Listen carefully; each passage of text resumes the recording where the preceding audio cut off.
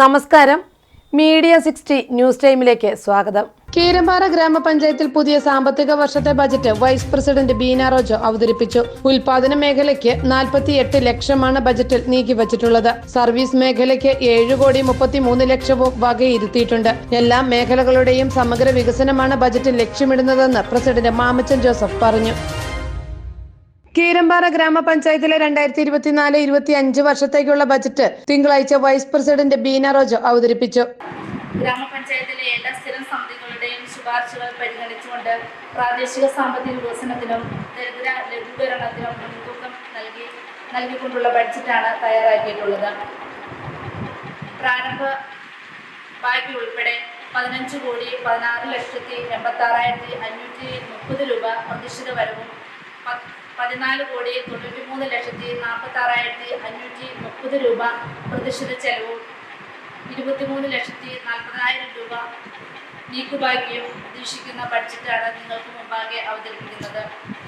നികുതി വരുമാനമായി 42,50,000 രൂപയും നികുതിയേതര വരുമാനത്തിൽ 26,96,500 രൂപയും പ്രതീക്ഷിക്കുന്നു.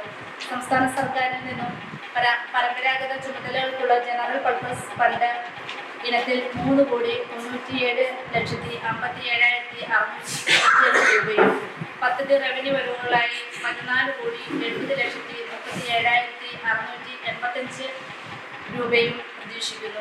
15.16 കോടി രൂപ വരവും 14.9 കോടി ചെലവും കണക്കാക്കിയുള്ള ബജറ്റാണിത്. 23,40,000 രൂപയാണ് നീക്കിയിരിപ്പ്.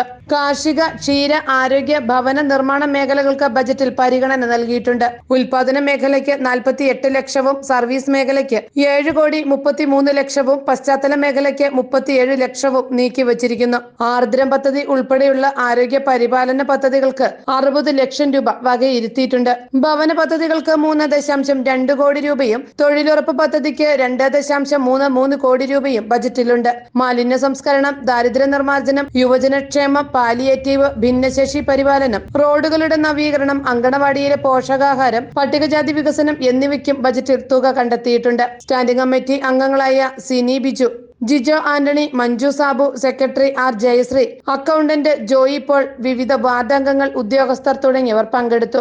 പക്ഷെ എന്നിരുന്നാലും നമുക്ക് കിട്ടുന്ന തുക, ലഭ്യമായ തുക അർഹമായ സ്ഥാനങ്ങളിൽ നമ്മൾ ഇൻവെസ്റ്റ്മെന്റ് നടത്തിക്കൊണ്ട് അല്ലെങ്കിൽ അതിന് പൈസ അലോട്ട്മെന്റ് നടത്തിക്കൊണ്ട് നമ്മുടെ പഞ്ചായത്തിൽ നമുക്കറിയാം കാർഷിക മേഖലയാണ്, വനവുമായി ബന്ധപ്പെട്ട് കിടക്കുന്ന ഒരു മേഖലയാണ്. നിരവധി മേഖലകളിൽ നമുക്ക് കൃഷി മേഖലകളിലും മറ്റുള്ള മേഖലകളിലൊക്കെ നല്ല നമുക്ക് പണം ചെലവഴിക്കേണ്ടതുണ്ട്. അപ്പോൾ ഈ തവണ നമ്മൾ എന്തായാലും നമ്മുടെ ലഭ്യമായ തുക വെച്ചുകൊണ്ട് തന്നെ നമ്മുടെ എല്ലാ മേഖലകളെയും സ്പർശിക്കുന്ന രീതിയിലാണ് നമ്മൾ ഇതവണ നമ്മുടെ ബഡ്ജറ്റ് തയ്യാറാക്കുന്നത്. ഈ ബഡ്ജറ്റിനെ സംബന്ധിച്ച് പറയുമ്പോൾ നമുക്കറിയാം, നമ്മുടെ ബഡ്ജറ്റിൽ സാധാരണ ഒരു ബഡ്ജറ്റ് എന്ന് പറയുമ്പോൾ നമുക്ക് അതിനകത്തൊക്കെ നമ്മൾ എന്തെങ്കിലും ഒരു പുതിയ കാര്യങ്ങളെ പറ്റിയൊക്കെ നമ്മൾ അറിയാത്ത കാര്യങ്ങളൊന്നുമില്ല. നമ്മളെല്ലാവരും ഒരേ മേശയ്ക്ക് ചുറ്റും ഇരുന്നുകൊണ്ട് തന്നെ ഓരോരോ മേഖലകളിൽ ഏതെല്ലാം കാര്യങ്ങളാണ് ആവശ്യം, ആ കാര്യങ്ങളെ പറ്റിയുള്ള ചർച്ച നടത്തിക്കൊണ്ട് തന്നെയാണ് നമ്മൾ ഈ ബഡ്ജറ്റ് നമ്മൾ രൂപപ്പെട്ടിരിക്കുന്നത്. മീഡിയ 60 കോതമംഗലം.